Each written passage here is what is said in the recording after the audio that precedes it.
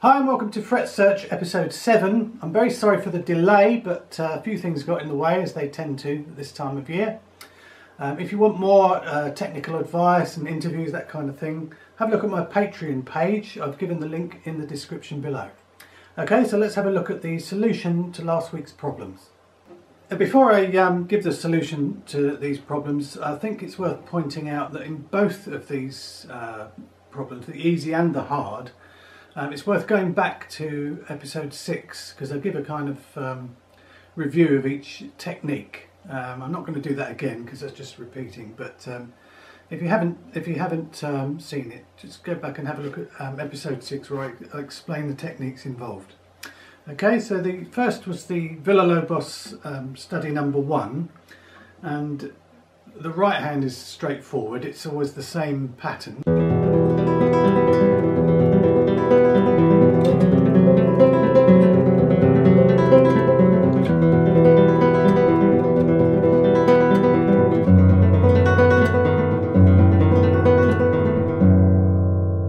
But the problem was to find a fingering for the left hand, because the changes are so quick. Okay, so most people would play the first chord, E minor, like this, with 2 on the B and 3 on the E. And the next chord is this one, and that's a pretty awkward sort of change, because there's no anchors, there's no fingers to slide or anything like that.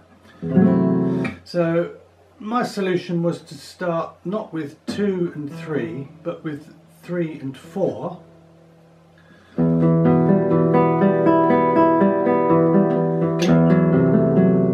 And slide. You will get a little bit of string squeak, but it's worth it. So slide those two like that, and then 1 and 2 will just drop into place there.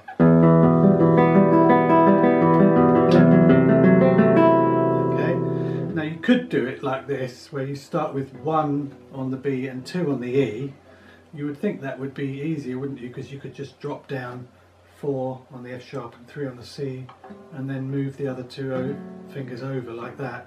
But it's actually easier to have them in roughly the right position to start with, rather than there having to go to there. I'm talking about 1 and 2. Okay, so 3 and 4, slide. Okay, then rather than go back to there, 3 and 4, I think it's best to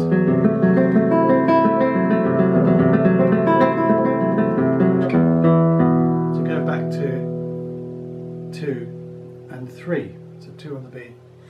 Now the reason for this is the chord that comes after.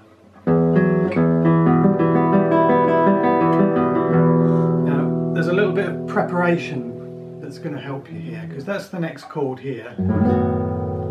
Now if we've got this chord here with 2 and 3, you can prepare the D sharp behind it. You've got all the time in the world to do that. You've got 2 bars to get that in ready.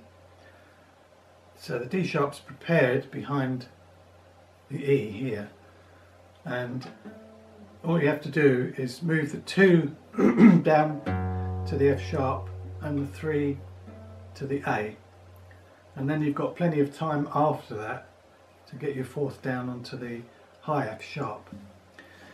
So I would concentrate on those fingers changing first as 1, like that, in a kind of block, and then 4 afterwards. Okay, so that little change. Preparing now.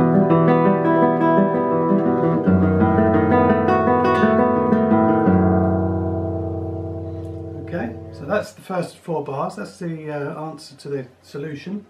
I'll play it once more and talk you through it. So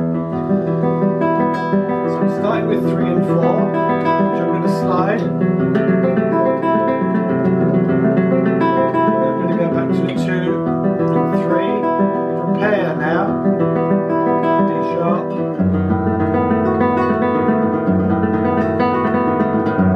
Okay, so that's the answer to the easier problem. I mean, there are lots of ways of doing it.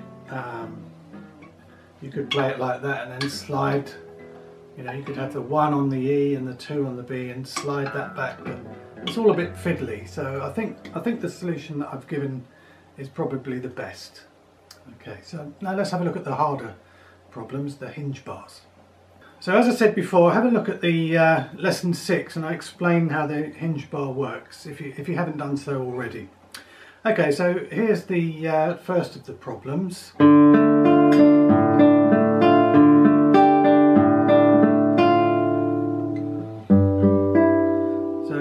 How do we make that easier with the use of a hinge bar? Well,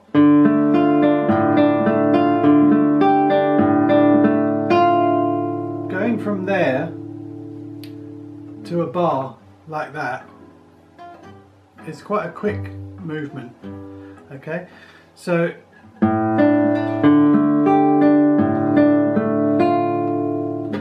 when you've got the G down, it frees up one, and you can then get the hinge ready, and it has to be a hinge because you've got these open strings below it, and they can still ring on with the hinge bar, and then you can just shift like that. So it's so much easier to do that to the bar on the 3rd fret than it is to do from there to the bar.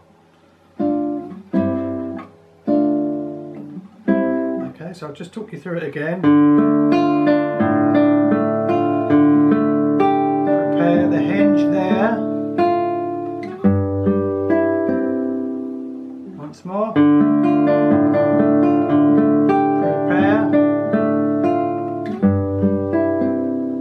And that's the answer. So the hinge comes just after the G goes down. Get the hinge ready. So that's the answer to the first of those problems. Okay, so on to the difficult Ragondi number 5. So you've got this passage here. We shift back to the 2nd position, up to 4th, and then a horrendous. So you've got to get from here, which isn't very nice to do because you've got that going to that.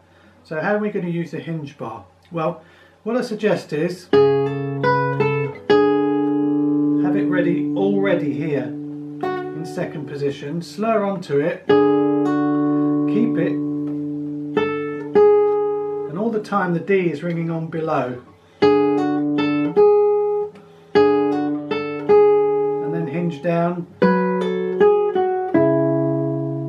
and it makes it much easier to do like that.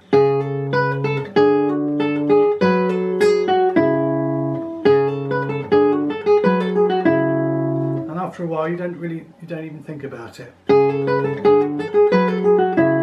So much easier that way. Okay, so that's the solution.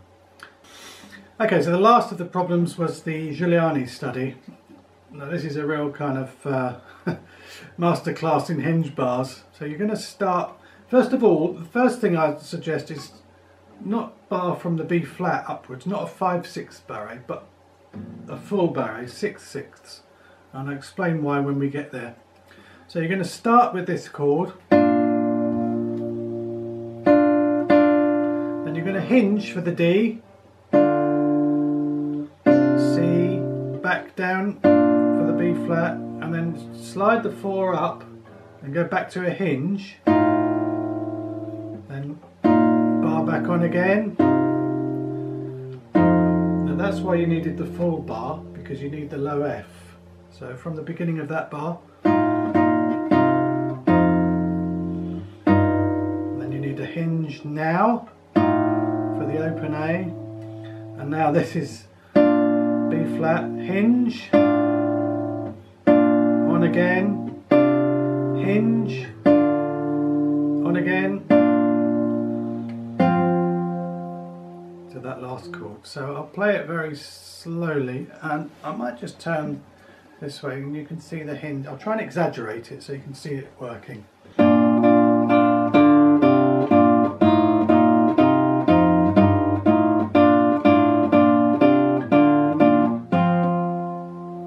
Once more. Hinge, hinge, hinge, hinge, hinge,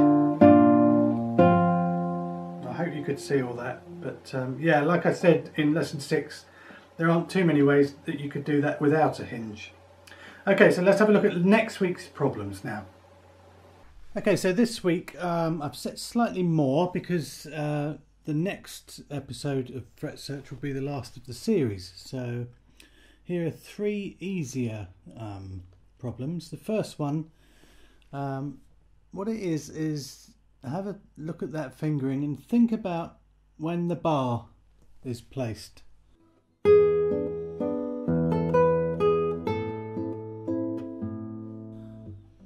So I'm not going to say any more than that. That's your clue.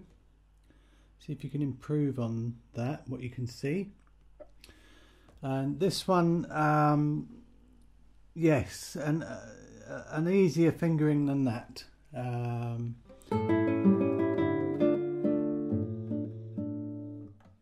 I'll give you another clue. You don't have to change down positions and you'll get a smoother effect. That's the clue.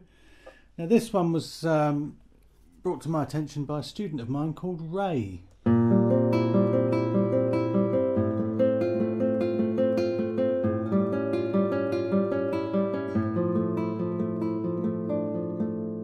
And there's a really nice fingering.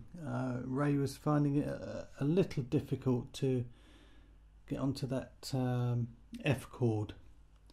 So see if you can find a really nice fingering for that one. So the heart of the problems are all about bar chords and what type of bar chord to use. And here we are. This is a very basic example, a bit of Segreris.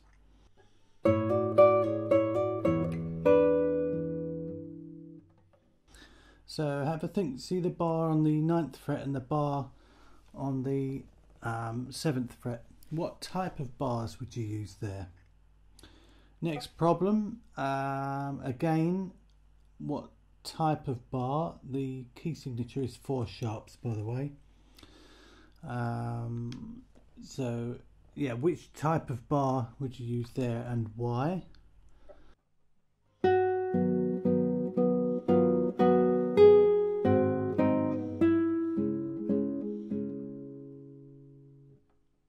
This is the same piece, Ragondi study number 4. Now this is a technical reason why you would use this certain type of bar, and I'll explain next week, but have a think about it. Have a think how you would finger that.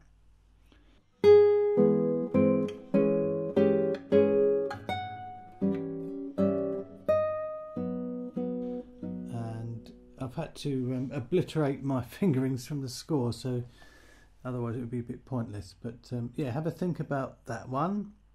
And here's a tricky one, Ragondi study number 3, and yeah, just try and finger those first 2 bars there.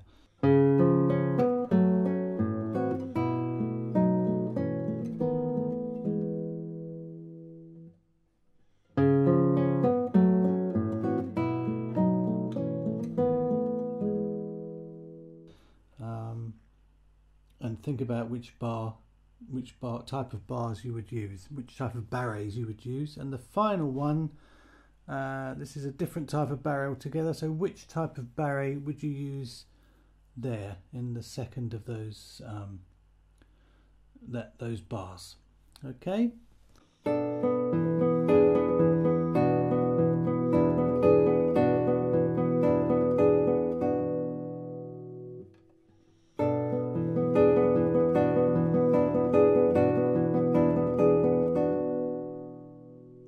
Thanks for watching. Don't forget to subscribe, and I'll see you next Friday.